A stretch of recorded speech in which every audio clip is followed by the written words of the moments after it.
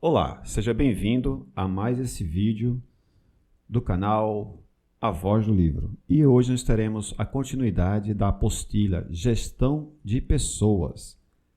O tema Foco no Desenvolvimento. Foco no desempenho. Mas se o treinamento é um meio para alcançar determinado fim, qual é, afinal, o seu objetivo fundamental? O desempenho das pessoas e da equipe. A contribuição de cada pessoa ou equipe para o sucesso da entidade somente é possível através do desempenho. O treinamento serve para melhorar o desempenho e é através do desempenho que os objetivos e resultados são alcançados. O desempenho das pessoas e da equipe requer 4 condições conjuntas. 1. Habilidade. Se uma equipe não tem habilidade para executar, ela não pode fazer, mesmo que receba prêmios, conselhos ou ameaças. As habilidades são desenvolvidas e aprimoradas através do aprendizado e da prática. O treinamento está atrás disso. 2. Oportunidade para atuar. De nada adianta treinar se não se oferecer oportunidade de desempenhar o que foi aprendido. Sem oportunidade, não há desempenho. A oportunidade de desempenhar envolve permissão para atuar. Se a equipe não pode fazer algo, então não adianta treinar. A permissão significa delegar autoridade ou eliminar barreiras ou discriminações. Uma equipe treinada pode ser vítima de críticas ou gozações por outras equipes. Além disso, quanto maior o tempo entre aprender e executar, tanto maior a probabilidade da habilidade aprendida ser esquecida. Se a habilidade não for exercida, ela vai se deteriorar. Informação sobre expectativas. Se a equipe não sabe o que se espera dela, o treinamento pode ser em vão. A equipe deve ser informada a respeito do que se espera dela e das novas habilidades aprendidas. Recursos necessários para o desempenho. De nada adianta treinar se a equipe não tem o instrumental ou equipamento necessário. Sem o instrumento, o violinista não pode tocar uma música no violão. Terceiro ponto, autoeficiência. Refere-se ao julgamento que cada pessoa faz a respeito de suas habilidades para fazer algo. A autoeficiência não se refere às habilidades reais que a pessoa possui, mas à percepção que ela tem a respeito do poder de suas habilidades. Pessoas com baixa autoeficiência não acreditam que podem fazer coisas que elas podem realmente fazer. E assim, corre o risco de nem ao menos tentar fazer. O desenvolvimento de uma habilidade precisa ser acompanhado pelo desenvolvimento de sua autoeficiência. Mas fuja de pessoas com elevada autoeficiência e nenhuma habilidade para fazer algo. A prática do treinamento não é suficiente quando deixa de incentivar a autoeficiência das pessoas.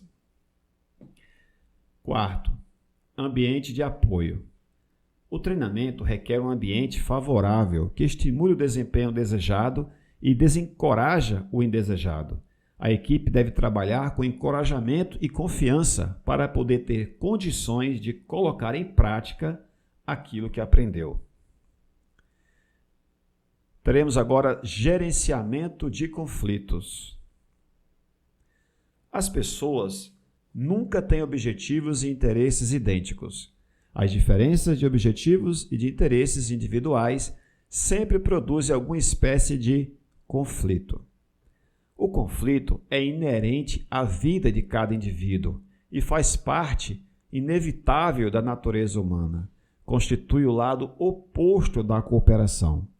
A palavra conflito está ligada à discórdia, divergência, dissonância, controvérsia ou antagonismo.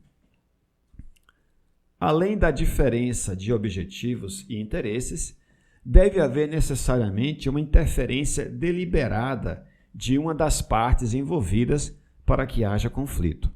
O conflito existe quando uma das partes, seja indivíduo ou grupo, tenta alcançar seus próprios objetivos interligados com alguma outra parte, e esta interfere na outra que procura atingir seus objetivos. A interferência pode ser ativa, mediante ação para provocar obstáculos, bloqueios ou impedimentos, ou pode ser passiva, mediante omissão ou deixar de fazer algo. Assim, o conflito é muito mais que um simples desacordo ou desavença. Constitui uma interferência ativa ou passiva, mas deliberada, para impor um bloqueio sobre a tentativa de outra parte de alcançar os seus objetivos. O conflito pode ocorrer no contexto do relacionamento entre duas ou mais partes, entre pessoas ou entre grupos, como conjunto de pessoas, bem como entre mais de duas partes ao mesmo tempo. Quando ocorre entre pessoas, o conflito individual pode ser 1. Interno. Quando ocorre intimamente dentro de uma pessoa em relação a sentimentos, opiniões, desejos e motivações divergentes e antagônicas. Quando a pessoa quer trabalhar em uma empresa porque esta lhe dá prestígio e dinheiro, mas ao mesmo tempo não quer trabalhar na empresa porque não gosta do patrão. É o chamado conflito psicológico ou intraindividual, de natureza íntima da pessoa.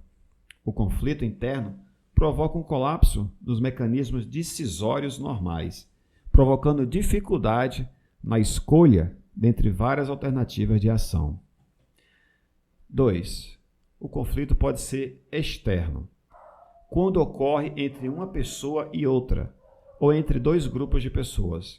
É o chamado conflito social, que ocorre entre pessoas ou grupos sociais com interesses ou objetivos antagônicos. Níveis de gravidade do conflito. O conflito pode ocorrer em 3 níveis de gravidade. 1. Conflito percebido. Ocorre quando as partes percebem e compreendem que o conflito existe, porque sentem que seus objetivos são diferentes dos objetivos dos outros e que existe oportunidade para interferência. É o chamado conflito latente, que as partes percebem existir potencialmente. 2. É o conflito experienciado, quando o conflito provoca sentimentos de hostilidade, raiva, medo, descrédito entre uma parte e outra. É o chamado conflito velado, quando é dissimulado, oculto e não manifestado externamente com clareza. E 3. É o conflito manifesto, quando o conflito é expresso e manifestado pelo comportamento, que é a interferência ativa ou passiva por pelo menos uma das partes, é o chamado conflito aberto, que se manifesta sem dissimulação entre as partes envolvidas.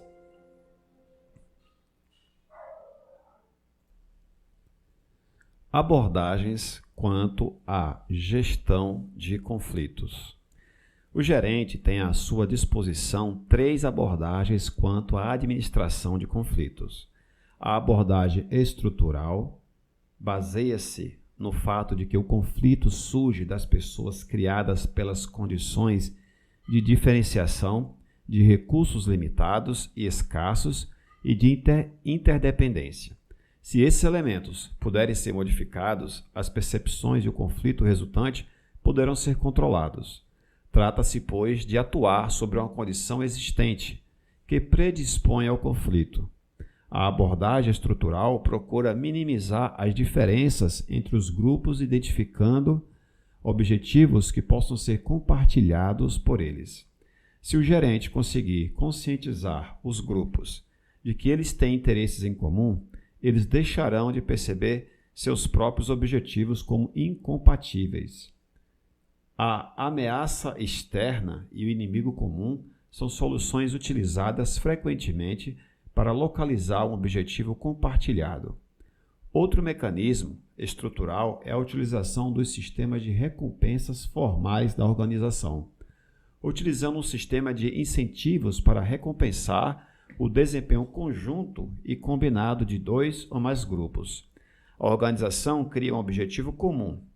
Se o bolo de recursos a ser distribuído não é fixo, isso possibilita que um grupo ganhe recursos sem fazer com que o outro perca, tornando vantajoso para todos os grupos desempenharem bem e cooperarem entre si. A abordagem estrutural também procura reduzir a diferenciação dos grupos por meio do reagrupamento de indivíduos, de maneira que os grupos conflitantes se tornem parte de uma unidade maior.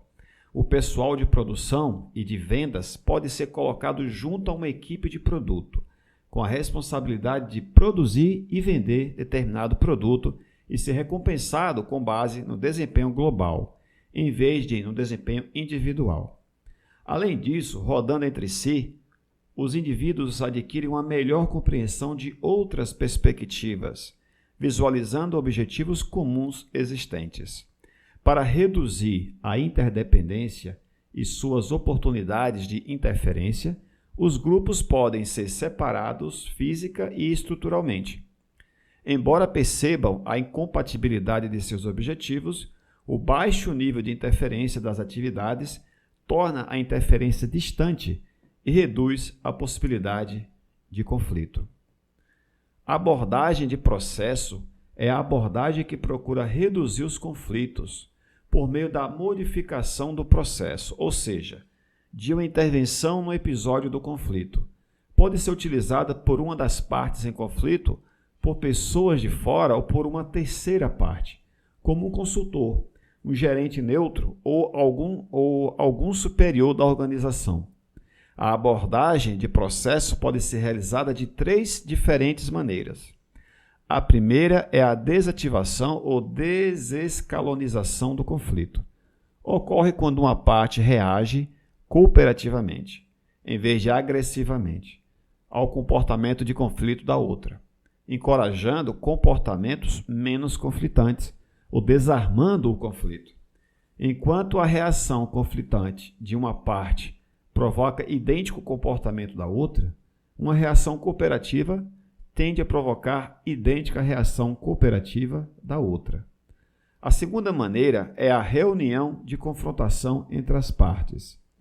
Ocorre quando o ponto de desativação já foi ultrapassado e as partes se preparam para um conflito aberto, via confrontação direta e hostil. A intervenção nesse processo pode ser feita pela reunião de confrontação, que procura reunir face a face as partes conflitantes, exteriorizar as emoções, discutir e identificar as áreas de conflito e localizar soluções do tipo ganha-ganha, antes de qualquer solução beligerante. A terceira maneira é a colaboração. É usada após ultrapassada a oportunidade de desativação e de reunião de confronto. Na colaboração, as partes trabalham juntas para solucionar problemas, identificar soluções do tipo ganha-ganha ou soluções integralivas, capazes de conjugar os objetivos de ambas as partes.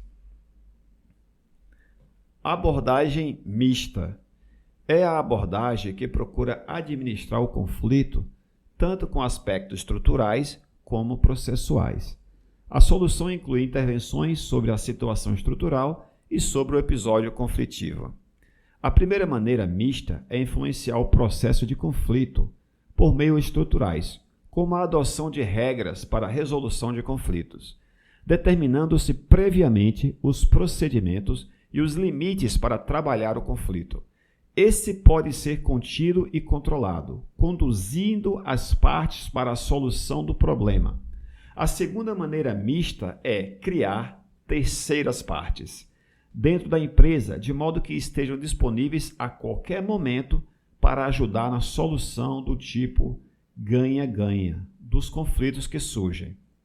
Uma parte em conflito pode se comunicar com a outra por meio de indivíduos formalmente responsáveis pela tarefa de comunicação entre partes conflitantes.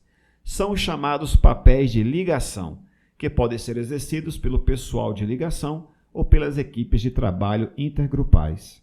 São papéis integrados cuja tarefa é coordenar o esforço dos grupos potencialmente conflitantes em direção aos objetivos globais da empresa.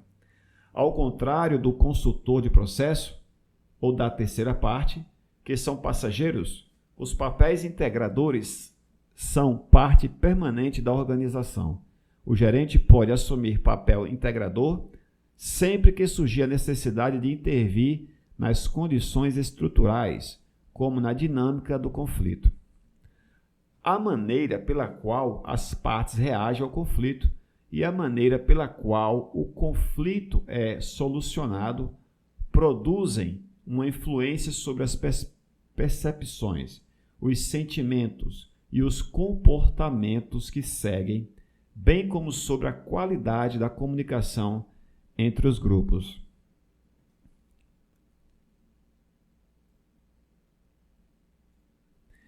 Efeitos positivos e negativos do conflito. O conflito pode gerar efeitos positivos.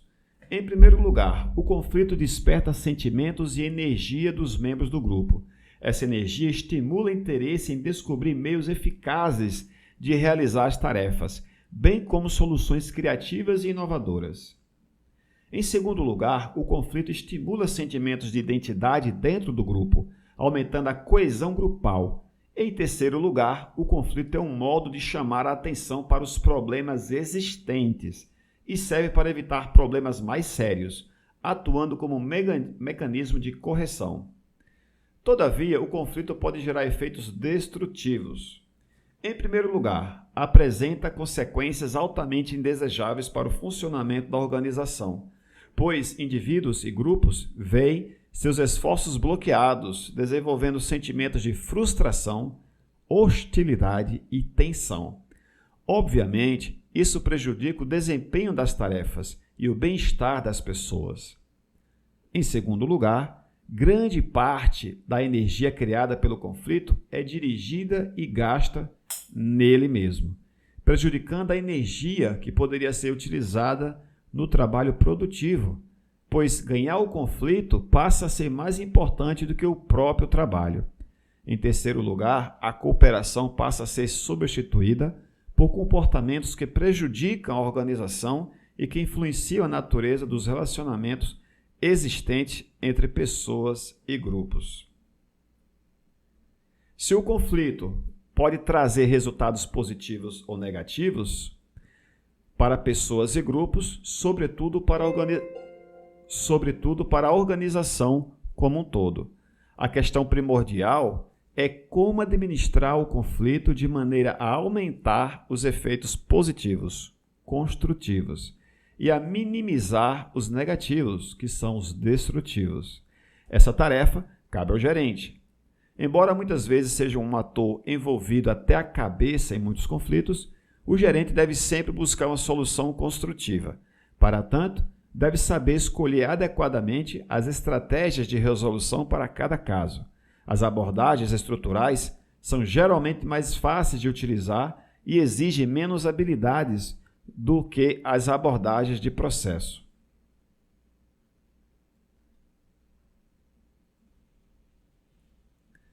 Estilos de gestão de conflitos. As equipes, assim como as pessoas, desenvolvem estilos específicos para lidar com conflitos, baseados no desejo de satisfazer seus próprios interesses versus o interesse da outra pessoa.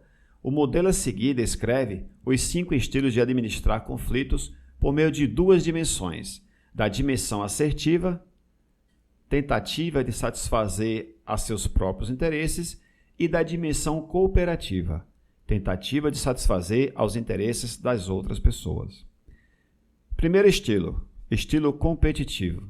Reflete a assertividade para impor o seu próprio interesse e é utilizado quando uma ação pronta e decisiva deve ser rapidamente imposta com ações importantes ou impopulares, durante as quais a urgência ou a emergência se torna necessária ou indispensável.